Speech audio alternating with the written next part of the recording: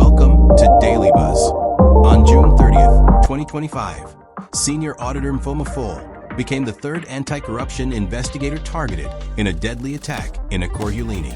This gripping documentary unpacks Mafole's investigations into our $4 billion worth of questionable municipal contracts, the manipulation of electricity billing systems, and the growing pattern of violence against whistleblowers. It also examines the political interference obstructing accountability and draws chilling parallels to other high-profile assassinations, including that of City of Johannesburg investigator Benedict Sithole.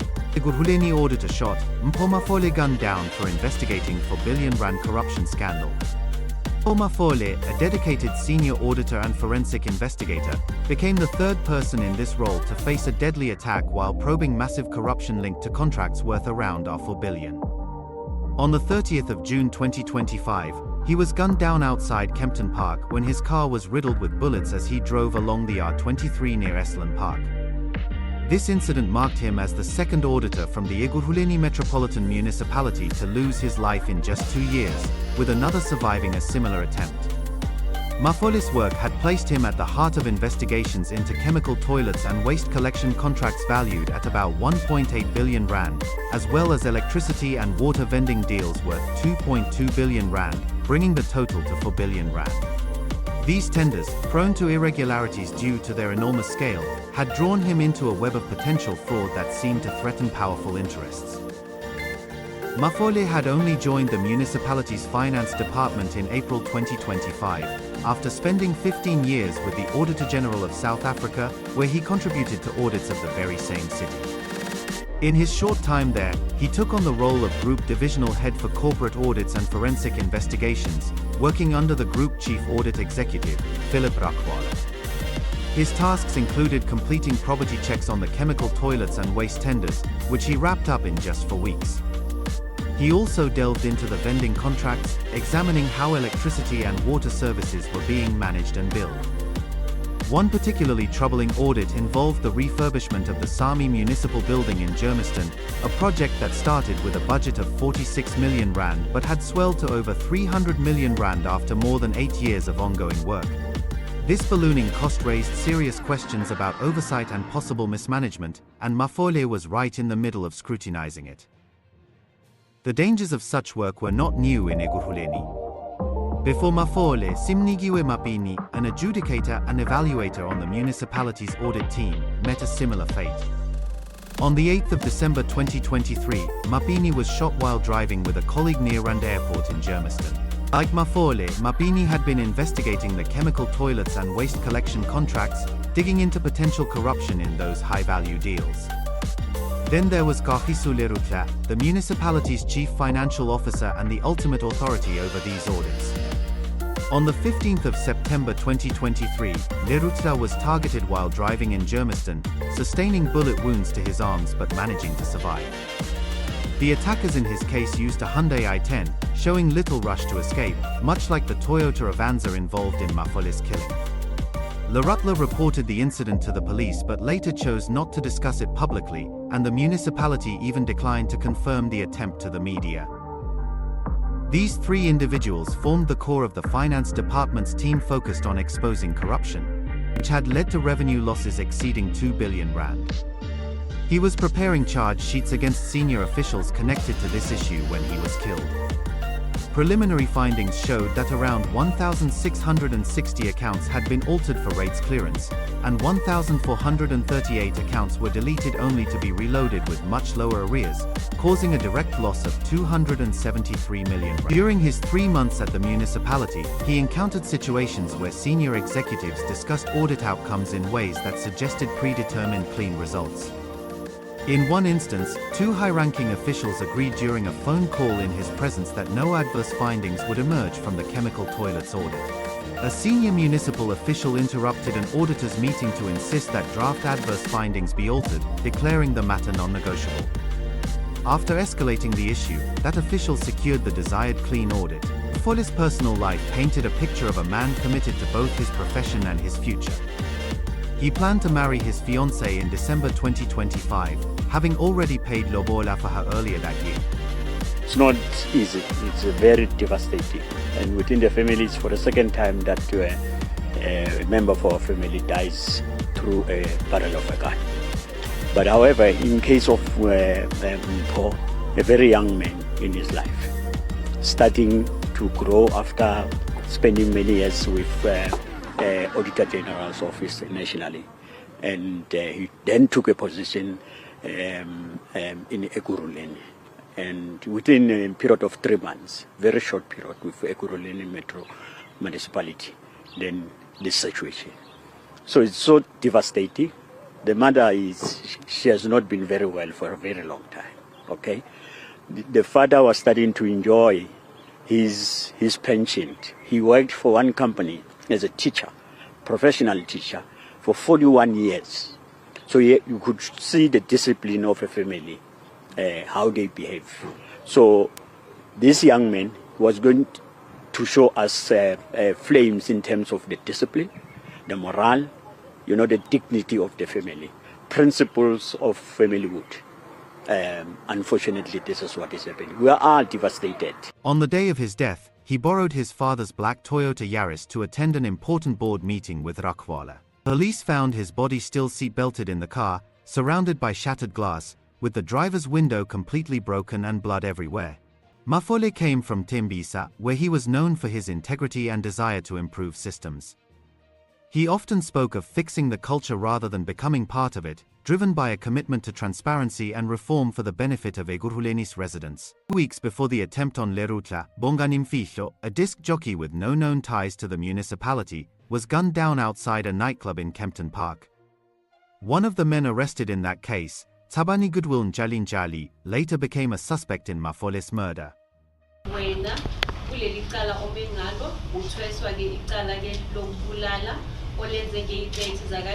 2025 labathi ke wadubula khona ke umufi uphinde wachazela inkantolo le ukuthi wena unelinye futhi icala lihambayo la kule nkantolo yethu nalo ngamashi lokubulala manje ke bathi bona bayaphikisana ke nesicelo sebail ngoba ibail le kumele iwele phansi kwesigaba sesithupha okuyischedule 6 ngoba ke unelinye ke icala olihambayo la kule nkantolo yethu.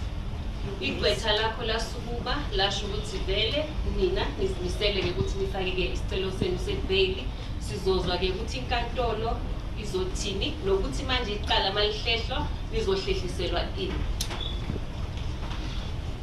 Had been out on 5,000 rand bail for the Mfihlo killing when he allegedly pulled the trigger on Mafole. His trial for both cases was set to begin on the 15th of August 2025 in the Kempton Park Magistrates Court. Prosecutors opposed bail for him in Mafole's case, citing him as a potential threat to witnesses and the community due to his pending murder charge. Police also sought a second suspect, Hlanganani Agrippa Mnwango, issuing a warrant for his arrest and urging the public to provide tips through crime stop lines or apps.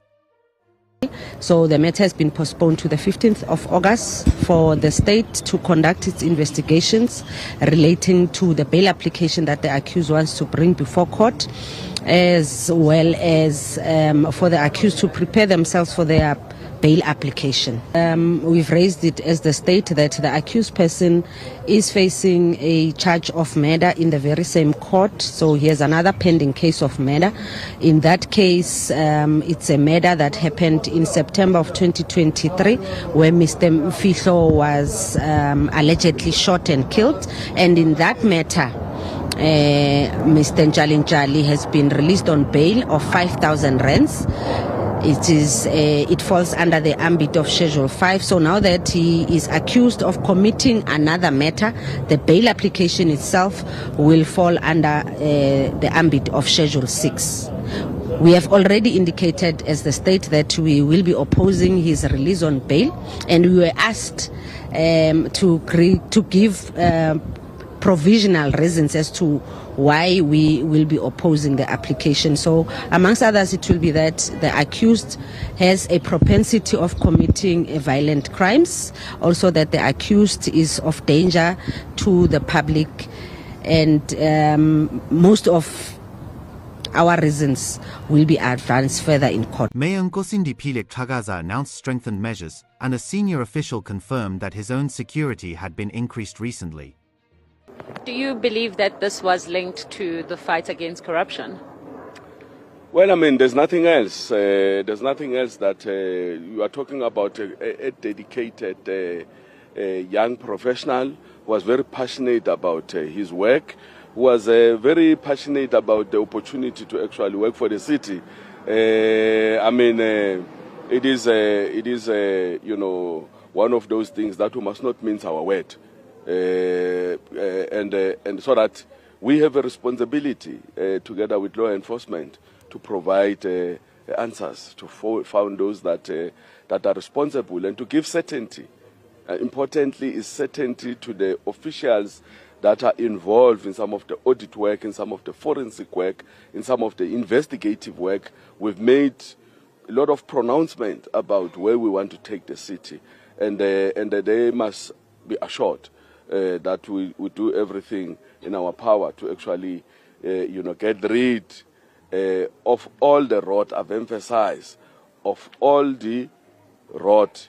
At Mafole's funeral, attendees remembered him as a corruption buster and a patriotic figure dedicated to serving his country through honest work. Similar sentiments had been expressed about Mapini nearly 2 years earlier. The mayor met with Mafole's grieving family, acknowledging the emotional difficulty of not yet having answers about those responsible. Mafole's father expressed deep pain and a hope that investigators would uncover the motives, questioning why his son, who had been in the job for only 3 months, was targeted. He noted Mafole's passion for forensic auditing, despite its dangers, as it involved exposing instabilities within the council. The billing scandal drew further controversy when the mayor publicly linked it to Mafole's murder, suggesting the killing was not random given the timing after Mafole submitted a report implicating suspended officials. This included the suspended Chief Information Officer, Mologo Munyepao, who faced allegations of negligence for failing to detect the account manipulations. Called for urgent action from law enforcement to pursue not just the direct perpetrators but also any masterminds, emphasizing that delays foster impunity. A professor from the Wits School of Governance described how such killings push the country toward lawlessness, silencing those who investigate wrongdoing and undermining public sector governance. Mafole's colleague, Rakwala, recalled their last day together at the board meeting, praising Mafole's work ethic, integrity, and thoroughness. He noted that Mafole planned to stay for about 5 years to sharpen his skills before moving on, always focused on doing the right thing. Mafole's family, including his aging parents whom he supported as their only child, mourned deeply.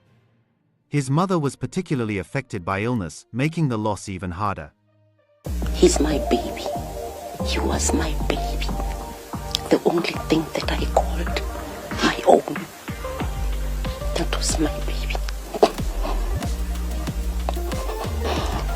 He was his daddy's friend. And he was my friend. Because he's the only child that we had. I never thought that one day my boy will be gone. I thought he'll bury us first, not the other way around. My baby's gone. My baby's gone.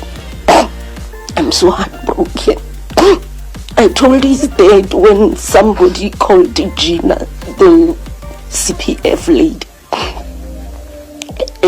That lady called his dad and said, "Who was driving your black car?" And then Daddy said, "It's my son." Relatives demanded swift justice, hoping the case would not fade into obscurity. The municipality spokesperson affirmed a commitment to employee safety, especially in high-risk roles, with ongoing reviews of security measures in coordination with authorities. Detectives made a breakthrough on the 20th of July 2025, arresting Jalin Jali, who appeared in court on the 23rd of July 2025. Such as the killing of City of Johannesburg fraud investigator Benedict Sithole almost a year earlier. His comments have heightened tensions. Yesterday, a group of 10 Ekurhuleni police officers were arrested for corruption and theft in a case that exposes deep flaws within the ranks of those meant to protect the public. These officers, including 6 from the Ekurhuleni Metro Police Department and 4 from the Tsakane Police Station, were taken into custody on the 4th of August 2025 at the Edenvale Police Station. The arrests, carried out by members of Independent Police Investigative Directorate, stemmed from an incident where the officers allegedly abused their power during a raid, seizing goods and cash without proper records and pocketing items for personal gain. The events unfolded yesterday during a multidisciplinary law enforcement operation launched by Gauteng Premier Panyaza Lesufi. The officers targeted a local shop, where they arrested a cashier on suspicions of dealing in illicit cigarettes and detained another employee over alleged immigration issues. However, their actions went far beyond routine enforcement. They reportedly restrained the shop staff, ordering them to stay silent while some members headed straight to the counter and stockroom. Security camera footage captured the scene in detail, showing officers stuffing bags with cigarettes from the counter and removing more from the storeroom along with the grandpa packs. In one particularly bold moment, an officer from the Metro Police was seen dancing outside the store after the raid, as if celebrating the haul. When the shop assistant questioned the taking of the money and tried to present invoice, he has faced intimidation from unidentified individuals who approached him, warning him to drop any case and think about his safety, even mistakenly assuming he was from Pakistan and threatening to deport him. This added layer of fear has left him feeling at risk, worried that more officers might be sent to harass him. The accused, consisting of 9 constables and 1 sergeant, are set to appear in the Germiston Magistrates Court on charges of corruption and theft. Thanks for watching.